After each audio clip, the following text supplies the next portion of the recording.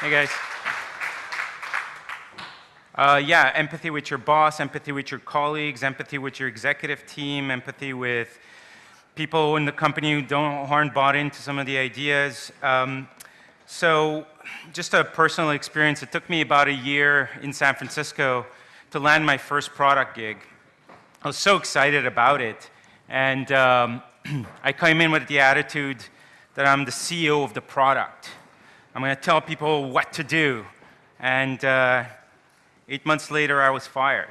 And I asked myself, what is it that I did wrong? I was empathetic towards the customer, the users. I was looking at data. I built a roadmap. And I was doing everything that they tell you to do as a product manager. And there isn't such a thing as a product management school. So most of the articles and people you talk to will tell you all about the hard stuff, the hard tactical stuff you need to do. But just looking at what contributed to the situation was mainly because my attitude was the wrong one. And there's this particular type of attitude that we collectively need to have as product managers if we want to be successful. And if you look at the lifespan of product managers in most companies, it's about, well, I'll let you guys figure it out. How long is that? 18 months? Yeah, maybe, I'd say about a year. About a year. In San Francisco, you can see in people's resumes, product guy, 1 year, 1 year, 1 year. And you're like, why is it that these guys are just spending a year in a company? And you quickly realize that it's not about the hard skills, it's about the softer skills. It's about the empathy that you use with the stakeholders who surround you, who you need to basically influence in order to be able to move products forward. If you cannot generate features or build features that ultimately are going to allow the company to increase revenue or monetize somehow, then you're no good as a product manager. That's the way the executive team see you. That's what you need to do. In order to build those products forward, you need to rally a bunch of folks and tell them like, hey, we got to do this together. And how do you go about it? That's pretty much the topic of this discussion. So I'm Paul Ortchanian. I'm a Montreal-based product manager. I moved from San Francisco to Montreal and started a product consultancy, mainly because of that failure, because I felt that maybe it's the environment I'm in. Maybe I need to go and cycle through a bunch of products, working with many customers in order to understand what are the different constraints, cultural factors that really lead product managers to be successful or not in various companies. And throughout the process, maybe I can pick up a bunch of tricks on how to be a good product manager. So I work for many companies, startups. I am a mentor inside accelerators and incubators, and I try to help anything between SMBs to smaller companies establish product practices and coach product managers to become better at influencing others. So the challenges of product development. Well, empathy is perceived as a waste of time. Oftentimes you go inside a company and you sit down with people and you're trying to understand, that I'm going to do some information exchange with someone to really understand what their problems are before I were to move forward and try to get them, influence them to do some things that are better, that are good for the company. And you quickly realize that if you are building products, it's not about the technology. It's not about the ideas. It's really about the interpersonal relations that you have. And most startups will succeed not because of the idea, but because of the relationship the people had together at that point. And I believe that 80 to 90% of what product management is about that interpersonal relationships that you create with all types of stakeholders inside a company to get buy-in and move the product forward. There are some organizations where they don't have a product practice, or there is a product manager, but the ideas and the strategies and the high-level decision-making are being made by sales. They're being made by marketing. The CEO is calling the shot. The executive team, perhaps who don't have any understanding of digital, is making bets on a lot of features. And as a product manager, you find yourself in a situation when all you're doing is project management. Well, project management isn't product management. to be product managers, you need to be able to talk to various people in an organization. You need to talk to marketing, you need to talk to sales, you need to talk to support, you need to talk to the customer, and you need to be able to influence all of them. But you also need to talk to the CEO, to the executive team, and be able to influence them as well. If you're not doing any of that, and you find yourself simply pushing projects downwards or pushing other people's projects downwards, I highly recommend you to leave that company or take some of the tricks that I'm going to basically give you here. Whether they work for you or not is really up to you. I'm in the worst place to talk about empathy because I'm here on this pedestal talking to you guys, telling you this is how it works, but that's not really how it is. Empathy is a lot about listening. So what I'm hoping to do is have a lot of questions and answers at the end of this. So if you have questions as I'm talking along, please write them. I'm more than happy to answer them. So this is how people usually tend to approach product management. First-timers, or oftentimes, this is what perhaps do you guys see yourselves in there? So let's do the empathy training part. Sorry, I have a lot of notes. If you guys want to see the full deck, it's going to be online as well, so a lot of the stuff I'm talking about is going to be there. So in a company, you have to work with people who have egos and who have different goals.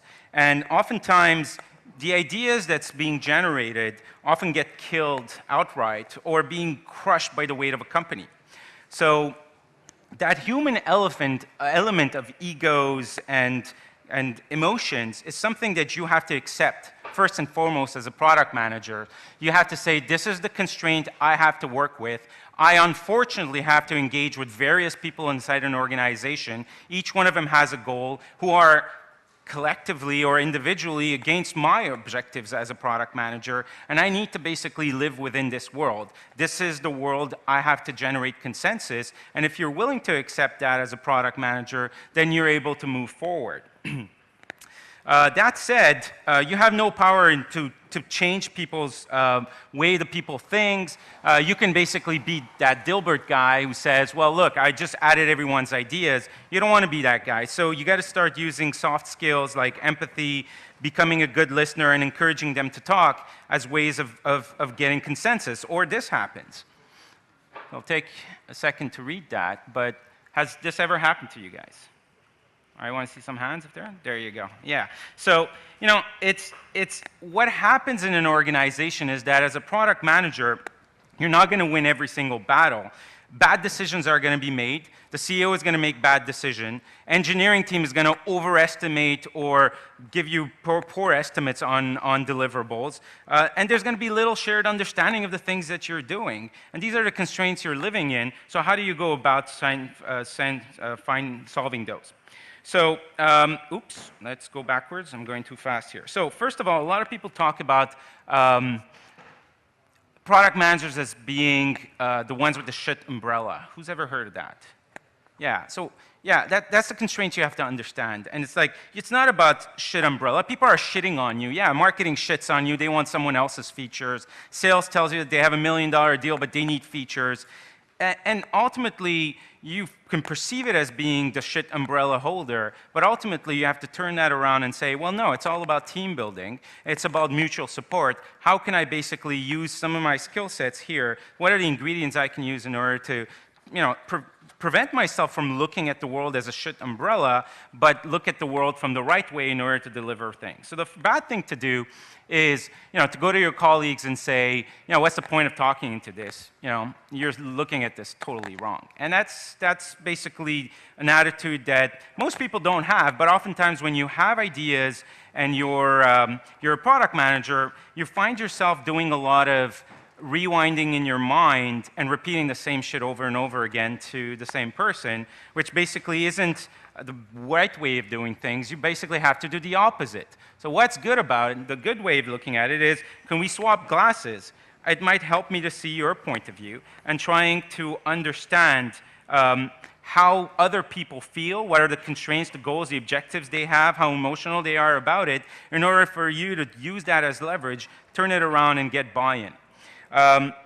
So if you get no buy-in from the stakeholders you work with, you're not going to get any delivery. No delivery means unsuccessful products. Unsuccessful products means product management turnover, because no one's going to fire the engineering team for not delivering a product, right? So it's all about a team game, getting people to move forward, having a common goal. There we go. So let's talk about how. So first thing, you got to involve others. I'm a big fan of the informal product management. First rule is never have lunch alone. Always go into conversation, bring someone along, and solicit their opinions, get their feedback, and do it as a group oftentimes. Do it over lunch, do it over coffee, do it over meetings, make it formal with the CEO, make it informal with the VPs. Either way, you got to spend a lot of time talking to people, getting them involved, listening to them, and prioritizing them. Now, people might perceive you and saying, what's the product manager doing? It just seems that he's always in these conversations where he's just listening to other people and asking questions. Well, that's pretty much what product managers do. You're not there. Yeah, you have analytics, you have customers. Your day is full of a lot of things you can do. But if you don't book yourself an hour or two every day to solicit people's opinions, to get their feedback, and to listen and prioritize what they're telling you, you're not going to be able to quickly get to that portion where you need to influence them. So first things first is you got to start asking what and how questions. And what is a what and how question? A what and how question is a technique that gets you to get other people to talk. Now, rule number one in product management is you got to get the other person talking. If the other person feels that somehow a decision was made because they weren't involved or they don't like the way the decision was made, they're not going to tell you. So you need to get them to talk. So what and how questions are the type of questions that you can initiate a conversation and basically by asking them, get the person talking. What happened from your point of view? What do you expect from me? What are you noticing so far? And start getting inside a conversation. What information do you have that I don't? And if you're talking to the engineers, they'll give you a lot of stuff about technical debt. If you're talking about marketing, they'll tell you everything about the competition's doing. And then you can start getting into a little bit more of the how questions. Well, how should we proceed? What would prevent, how can we prevent this from happening again? And how can we fix this? What's interesting about how questions is that the how question is a question that is asked in the future. There's three tenses of having conversation. If you have a conversation in the past, it's the language of blame. It's his fault. He did it wrong. You don't want to have past conversations in the past tense. You don't want to have conversations in the present tense because present tense is about my opinion versus your opinion. Who cares? The conversations in the future are the ones where you, as a product manager, can give a choice to the person you're talking to. How should we proceed? How can we grow and learn from this? How might that be true? And by basically giving the other person a choice, the language of the future is the language of choice. And by giving the other person a choice, you are, in an indirect way, letting the other person know that I heard you, I respect your opinion, it's now your turn to tell me how you would solve this issue. And when a person is given the opportunity to express themselves, it's human nature, they will love you. They will respect you. And it's no longer about do what I say, it's more about this person took the time to listen to me, to get my opinion, and now perhaps it's time for me to listen to him. Second of all, the future needs to be agreed as a group. You don't develop products in a vacuum. You need to influence others. So this work that happens and you're going to have some vacuum conversations with different stakeholders, but oftentimes you're going to have a lot of conversations with groups of people. And when you're having conversations with groups of people, you got to ask yourself, okay, what problem are we trying to solve? Again, a what? That's a what question. The goals are we trying to satisfy? And then let's hammer a way forward. What does that mean? Well, rule number 2, you got 2 ears and 1 mouth. So you got to listen twice as much as you speak, right? So one of the things that I like to do is to prevent myself from talking a lot, because by nature I like to talk. But as a product manager, I have to be a listener. So how do I become a good listener? Well, I start asking what and how questions. And if I feel like I'm going to talk, I'll usually just repeat the last 2 words the person finished a sentence with to just get them talking again. So let's try this out, okay? So the VP of technology tells you, well, the technical debt's going to prevent us from building this product and moving it forward. So I'll just say moving it forward. And then he'll say, well, moving it forward by, bringing this and fixing that issue, and we have 7 bugs. 7 bugs. And then he'll be like, yeah, the 3 are technical bugs, and et cetera. So you get the other person talking. And those little techniques are just going to allow you to pretend at least that you're listening. But you got to pay attention too, right? So, so there's this beautiful comic that I like about Peanut, which basically is all about Lucy. And we all know that Lucy has a very strong personality, and she's not the type of person who's going to listen to others. And this is a quite revealing thing, a shift that somebody needs to do if they want to go into product. It's really, you have to listen. You got to listen to the other person. By listening to them, you're going to start picking up things. The first thing you want to pick up, when you're listening to people, you got to give attention to unspoken cues, okay? You can't be busy about you. You can't be busy about what you are saying. You can't do that guy who's kind of like, when the other person's talking, you're rewinding something in your head, and as soon as he stops talking, you just blur it out. And then same thing happens. That person starts talking, you rewind whatever you have to say in your head, and you blur it out again. That means that you're not sensitive to the other person's needs. So what are the unspoken cues? Well, the first thing is you can't misinterpret other people. So what's coming out of their mouth is nothing like looking at their face, their eyes, their body posture, how they're sitting on the chair. Do they look fatigued? Do they look interested? Do they look excited? I mean, these are cues you got to pick up. And if you can't pick them up fast enough, repeat the last 2 words of the sentence they just finished with, so this way they can keep talking and start looking at their body image. What's happening?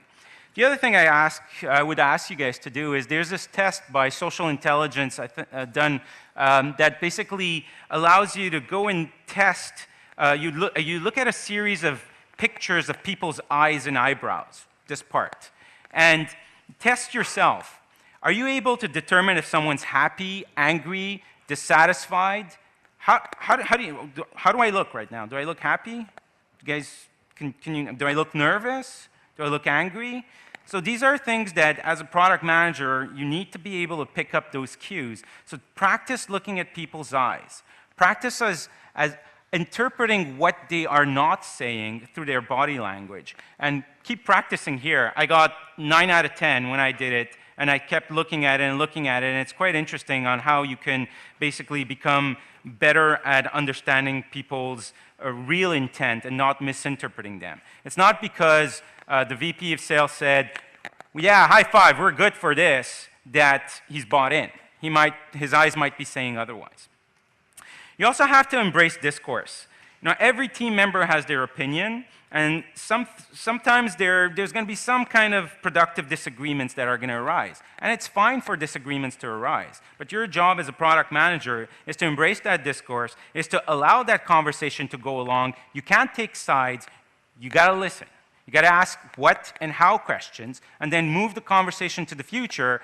How are we going to prevent this from happening again? Or how do you think we should move forward? And just allow people to express their opinions. And that doesn't mean you're going to do exactly what they say, but at least it's like a bank. You've inputted capital inside your bank of social capital. People respect you for the efforts that you're doing in listening to them, taking their opinion, gathering their feedback, and then embracing the fact that ultimately you are the guy who's kind of gather all this, and when the time comes for you to ask a favor, like, I need you to build this for me, then they're at least not going to be resistant about it.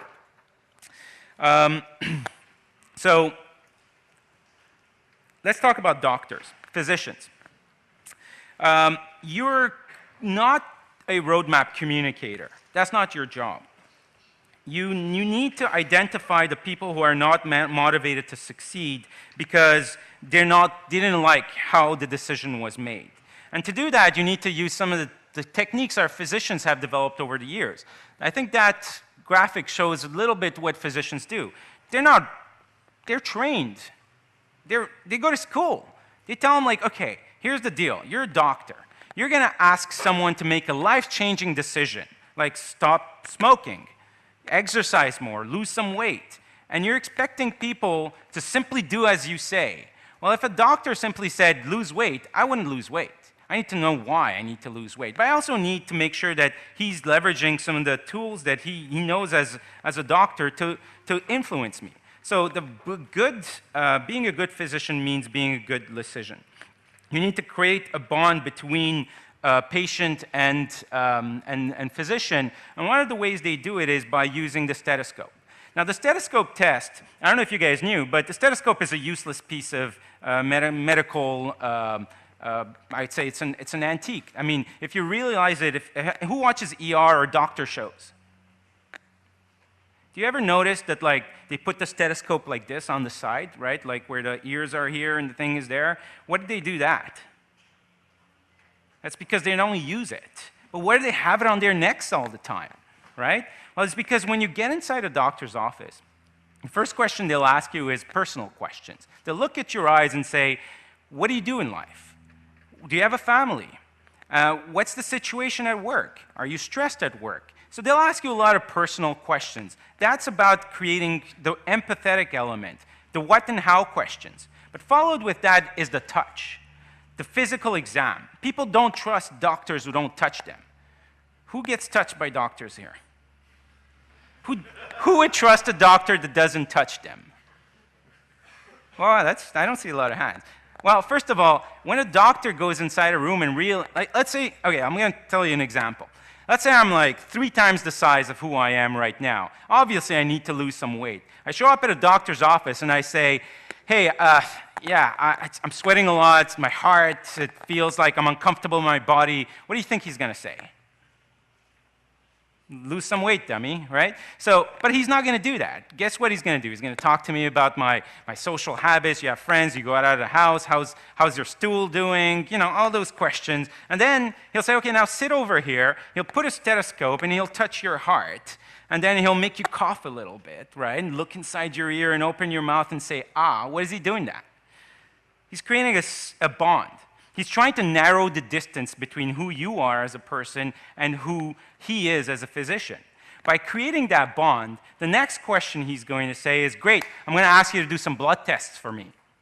Why is he asking you to do blood tests? He can actually say, just lose some weight. Why is he doing that? And I'll get to that later. Because the blood test is a separate way for him to continue with his element of empathy building. But just one thing, between colleagues, when you're in a workplace, you have your boss, your CEO loses it, an executive loses it, some people in the room are not happy, they're happy, whatever, use touch. I'm not talking the sexual harassment type of touch, but I'm talking about high five. I'll give you a hug because you're feeling pretty shitty today. Oftentimes I'll walk inside a boardroom and I'll touch someone on the shoulder. I hear you, buddy, right? Touch is a great way for you as a product manager to really try to create that bond and bridge that gap in order to move your agenda forward. Because ultimately we do have an agenda. We have a job to do. Our job is to be exactly like that guy. You got to tell the other person, I know exactly how you feel. So the first thing you need to do is you got to address the emotional, exactly how the doctor, touch them, ask them what and how questions, and get all the information and make sure the other person knows how you feel. The second part is that you got to go to the informational part. The informational part is basically how you can basically hire the level of shared information. So that means when a doctor asks you, well, look, let's do the blood test. That's the same thing as you as a product manager of talking to customers and getting into analytics. Once you get into analytics and customers, you're going to be able to bring a lot of information to the table. And then in order to get into a negotiation, you've built the emotional part, you have empathy, you got a lot of facts, then you got to go inside a solution of how to negotiate that win-win situation that's going to make you, as a product manager, influence others to doing things you do. I love this cartoon. It's like, yeah, I'm with you, buddy. My ass is as exposed as you are. So how do we have our way forward? So this is a 5-step technique that I use, and I'm going to share it with you. So first is, let's first address the emotional. The what and how questions. Now, that's not a 5-minute what and how question. That's like weeks, days, months of what and how questions. Every time you get an opportunity to see that person, you got to ask a what and how question. I see my CEO, and my first question is, what's keeping you from sleeping at night? he'll tell me something I wasn't even aware of. How's that? Tell me a little bit about that. And you're basically building that capital of just asking the what and how questions to make sure that people are aware collectively that the product manager is not an asshole, he's not the CEO of the product, he's simply there to help. 15 minutes, great. I'll leave some time for questions. The second thing is you got to move to the informational. Now that you've guaranteed that social capital, you go and you get your data and you use facts, because facts are things that you cannot deny. If you showed up with facts alone, people are going to say, well, this guy's a fucking know-it-all. I'm not going to listen to him. Like, I come in and I'm like, fact is that our customers are all upset. Well, fuck you. Who the fuck do you think you are, right? So you gotta like build some empathy. What do you think about our customers? Do you think our customers are upset? Well, how do you think they feel when the software is not working? Well, okay, here's some data. And this comes back to the doctor. He knows you might need to lose some weight. So he'll say, okay, I listened to your heart, I created that bond, I think you need to do a blood test. You go do a blood test, come back, that's information, that's data, that's number two. So now he looks at the data and says, your cholesterol's high. We also realize that there's a lot of blood pressure issues here. That's the informational. As a product manager, you do the same. You use analytics and customer listening to your advantage because there's facts and you got to use them. Then you go to number three. Number three is you got to start talking about shared values. We are a company. We are trying to make money. We have objectives to make money by increasing the number of users, increasing engagement, removing churn, whatever it is. And as a product manager, I believe that if we collectively rally around that objective, we are going to achieve our goals, increase revenue, and everyone's going to be happy. So it's important to always rally the conversation around a common goal. By giving it a purpose, people don't feel like you have this egotistical, I'm just trying to move the product forward. Even though as a product manager, you got to be a little bit of an ass. You need to basically move the product forward the way you think the product is fit to move forward. That's finally your job. But you got to make other people believe that it is in the greater sense of the world that we're doing this. So going back to the physician, it'll be like, look, you know, we all want to be healthy. You know, I think it's imperative that for you to live a healthy life, I can prescribe some things for you to change for you to be more healthy. Do you want to be healthy? Hell yeah, I want to be healthy. Okay, number 4. This is what I need from you. Those are the 4 more important, is that 4? This is what I need from you. Anyway, the most important phrase you can use. If you're not using that phrase in any conversation as a product manager, you're simply having happy conversations. Okay? To turn a happy conversation into an influence conversation, well, you start with the empathy, you go into the informational, you go with the shared values, and then you say, here's what I need you to do. I need you to go build this product. I need you to go fix those bugs. I need you to stop looking at the competition because the competition might not be doing as well as you think they are. I need you to not go after this sales customer because he is not a good customer for us. Whatever you need them to do, you got to be able to express it. And once you express it, you got to close with, are we still aligned? Can you repeat what you heard from me so I make sure that you got it? It's nothing wrong in asking people to say that. And then the person says, yes, I get you. I need you to go. I need to go and build this product. Great. What, do you need anything from me? Is there anything specific I can do to help you? And the reason for that is you want to close the conversation with at least the illusion that you still freaking care. Right? Even though you asked them to do something, right? So this is a recipe that might work, might not work. I can't say if it's something that works for a while, but I've used it time and time again, and to the point where my wife is being subject to this as well, and children as well. But obviously, it's not about product managers, it's about human interactions, and ultimately, human interaction comes to providing to the other person the feeling that he's being heard, giving them the information they need, aligning it with a collective, a greater goal, and then asking the person to make a life change. So I feel your cholesterol's high. Sorry, the data shows your cholesterol's high. We're realizing that you have high blood pressure. I think you need to lose some weight. Can you tell me what you need to do? You need to lose. Okay, great. Do you need anything from me? I'm going to give you guys an example of my daughter. My daughter went to do some blood tests, and the physician called and left a voicemail asking me, well, you know, her iron levels are low, so she needs to go and get some iron pills, go and get them at the pharmacy, click, voicemail stopped. I was like, fuck, what the hell does this guy want? So it was a nurse, not even the physician, which I found was odd. So then I went to the pharmacy, got the pills, put them in my daughter's mouth, and she spits it out, and she's like, ugh. Have you guys ever taken iron pills? It tastes like metal, right? No child ever is going to eat that, right? So 2 weeks of fucking fighting with my daughter, and she still doesn't want to put it in her mouth. And I'm asking myself, like, all this person needed to do, instead of leaving me a voicemail, was to bring me and my daughter in her office and say to my daughter, do you know why you need to take these pills? Tell me a little bit what's going on. Here's what I need you to do. I don't want you to die, so maybe it's important for you to take these pills, but I know they taste bad. But here's what I want you to do. When you take the pill, eat some honey, okay? Can you repeat that? And my daughter would have taken the pill, no problems. But because it was a non-human element, I think that basically created a lot of obstacles. So going into sales, you are a salesman as a product manager. And no matter what people say, I believe you are a salesman. And it's imperative that you go and sell your ideas on a regular basis. You're never going to come up with ideas alone. You got to accept that it's going to happen with the colleagues that you're working with, and you need to touch them. Nobody trusts a doctor doesn't touch them. Nobody's going to trust a product manager who doesn't listen to them. So keep listening, and also keep repeating. So one of the things that I've realized is that in a product management role, you might be able to convince someone through this technique that I just showed you on how to basically do the things you want them to do, but the next day, they show up, and believe it or not, they change their minds. Yeah, I don't think that's a good idea anymore. So then here you go again.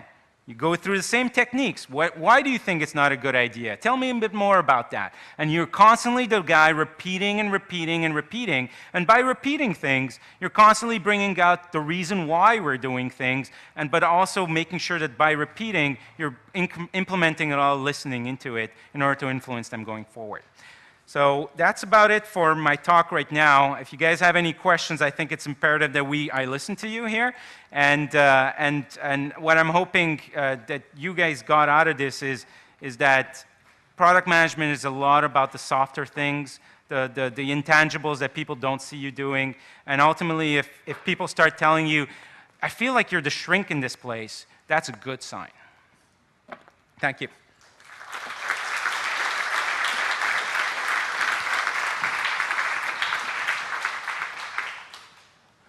How do you decrease the empathy gap with remote teams? That's a solid one. I actually work with a CTO who's based in Italy.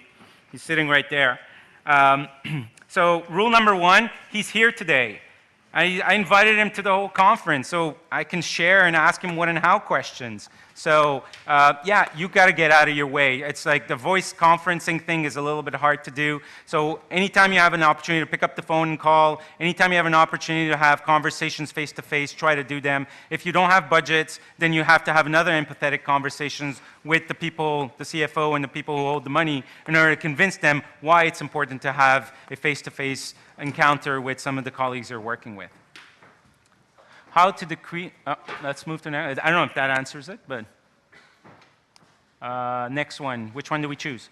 What resources, books, videos do you recommend? Okay, there's a gentleman, his name is Carnegie, who has a great book written back in the 50s about how to be a good salesman, and it talks about empathy. And I think it's one of the best books to read. And it's available on Amazon. It's been reprinted since the 50s, and I think that it's a great starter. Do you think touching and other trust-building techniques differ from culture? Yeah, it does differ. Some cultures love to hug. Some cultures, men even kiss each other on the cheeks, right? In cultures where touching is good, then go for it. In cultures where touching is perceived as a bad thing, you got to notice what are the touches that are acceptable and how can I use them to let the other person know that I hear him out and to create that bond. So I don't think a handshake is a bad touch. I don't think a high five is a bad touch. And I don't think that putting your hands over someone's shoulder is a bad touch. Let it be male or female. I think those are acceptable touches in a workplace that would allow you to at least create the bond. Now, you don't go touching people every day, then you're going to look like a pervert. But I think it's more about finding the right time to touch someone, you know? High-fiving them at the right time. Do you think, okay, which group of users, leadership, sales, do you see the biggest empathy gap? I mean, it depends. They all have their own gaps, to be honest. Sales is very goal-driven and numbers-driven. Marketing's always trying to get you to adopt features that the other people have. I even find the support teams to the extreme can be like, these are all humans and we need to basically try to solve human problems. And it's like, yeah, I get the empathetic part about the customer, but we're building products here and we're not here to solve everyone's problems. We're trying to solve problems for a collective of people. So there's also that. So I don't think there's much of a gap. I think it's usually about you having the guts to have a conversation higher up. I think as a product manager, you can't just keep your conversations with colleagues below you or at the same level as you. Being able to get into the most important meetings is important. How do you get into the most important meetings? Well, you ask what and how questions. What is it about me that's preventing me from being in those meetings? Do you think it's a good idea for me to attend this meeting? How do you think I will have a positive impact by being present at this meeting? And just make yourself into those meetings. Force yourself into the executive meetings where the big strategies are being had. So long as you don't get into that meeting and be a dick and stop listening to people, then you're good. You get in the meeting, you listen, and then you basically start using your influence. How do you convey empathy in written communication? The battery technique works very well. So I feel like when somebody sends you a big email where he's barfing out his emotions, and you guys seen that before, right? Like, and you're looking at that and you're like, should I reply back with a, you know, here's where you're wrong email? Well, no, not really. So the first thing you can say is, what do you suggest we do? So it's one line. He gives you a 100-line email and your reply is a choice. Your reply is in the future tense. How do you suggest we move forward? What do you think we should do here? And usually what that allows is a series of emails that person's just kind of like coming to terms with what he's saying. But as long as you basically at some point decide to turn the email into a pick up the phone or face-to-face conversation, then all you need to do is go from email to I am listening to you. So the closer you get to touch, the more you're working that person towards feeling like he's being listened to. The battery aspect is another one. The battery is like where you don't get yourself involved in it. And you'd use the word battery as a way of things. So you'd say, look, I see this email, my battery levels based on this email is low. I want our trust to be high. I want our battery levels to be high. How can we move forward? Why do I say battery? I feel like I feel like it's oftentimes it's not about I. Oftentimes they're complaining about other shit, and it's not, you have nothing to do with it. And it's like, I feel like your trust battery with the company or the way things are moving forward is low. How can we make that battery go up? What do you suggest we do? And then just turn it into a how and what conversation.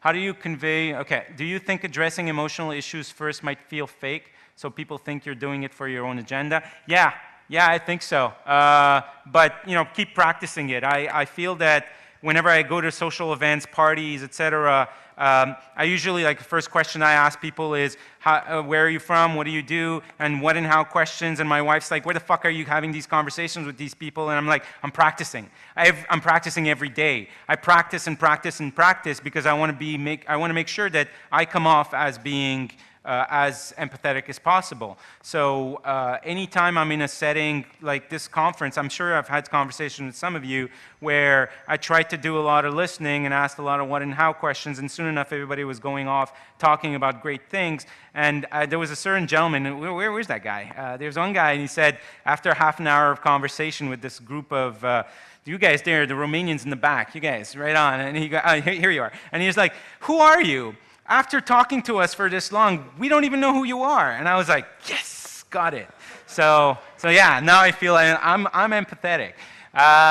So yeah, just practice. Practice anytime you don't have to practice at work all the time. You can practice anywhere you can. Practice with your kids, always works. Okay, next question. How do you keep the conversation focused on the topic when the other person likes to talk a lot and is jumping from one? Yeah, yeah, that's a tough one. I think that, you know that technique I was telling you guys about using the last 2 words of what they're saying? It's not really the last 2 words, because if somebody talks a lot and goes off topic, you kind of like want to, like, let's say he's saying a whole sentence, and you realize there's a word or 2 words in that sentence that are conducive to what topic you want to talk about. All you need to do is wait for him to finish the sentence. That might be 5 minutes later. Just keep thinking in your head, I got to talk to him about that word, and then you just repeat the word. Or you could say, during that last segment, you mentioned technical debt. Tell me more about that, right? And just try to listen to what they're saying and find the keywords, collect those keywords in an array in your mind, and make sure that those are the ones you're going to use as that person finishes talking. Then you can get to the conversation. But yeah, I've been in a situation where I've spoken to some people for 3 hours after work, and it's like it's 8 o'clock, and you're like, okay, got to get out of here, and this guy keeps talking. But you know, I see those as opportunities to put some money in the bank, money in that social equity bank, right? So a person, oftentimes, like, you're not always going for a close, you're not always going for a kill. Sometimes you just have to listen for someone for 5 hours and ask yourself, maybe tomorrow or maybe in 10 days I'll be able to ask him, here's what I need you to do. What is battery level? Yeah, battery level is just that it's like it's in a company, in a social setting. Your trust in a company or in decision making can be pretty low or pretty high. So I just use the reference of a battery being are your battery levels low or high? Where are you right now? And usually it's kind of like a third-party thing that allows people to express and saying low, high, medium. Last question? Or I think we're good. Thank you very much. Round of applause again for Paul. Thank you.